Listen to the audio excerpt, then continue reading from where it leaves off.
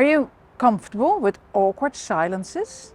Most people are not, and that's why this little word that doesn't mean a thing is being said so often and very much in front of a camera. It's the word Do you say that a lot when you're recording a video, and do you notice how annoying it is? In this video I will tell you how you can avoid saying this little annoying word. I'm Elizabeth from Top of Mind Video Marketing. In a world full of invisible entrepreneurs, your own smartphone is enough to give yourself a stage right in front of the people you want to reach the most. So subscribe to this channel because I will teach you how to make yourself and your products visible to your target audience. We all say sometimes, and that's fine. It has a purpose. When you can't think of what to say, you can always say and fill the silence. In a real conversation from one person to the other, that's not a problem.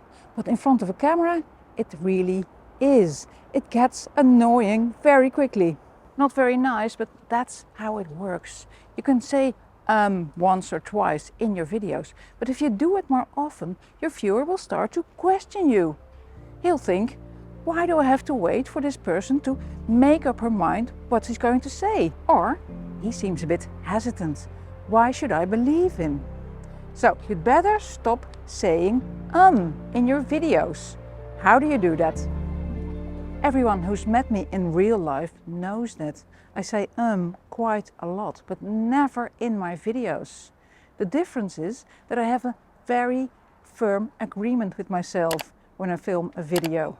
Of course I'm well prepared, I've got a script, I don't have to think what I'm going to say, but this agreement is more important than that.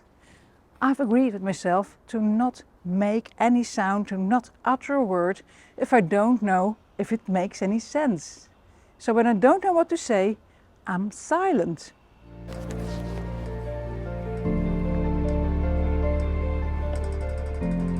So every once in a while there might be a little pause in my video, but it's not so awkward. And it's much easier to cut out a silence out of your recordings than an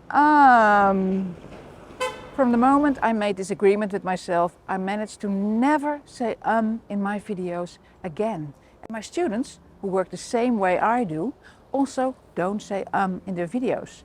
It's a matter of knowing how to go about it. There's one thing you should do in your videos, or even before you start recording, and I will tell you more about that here.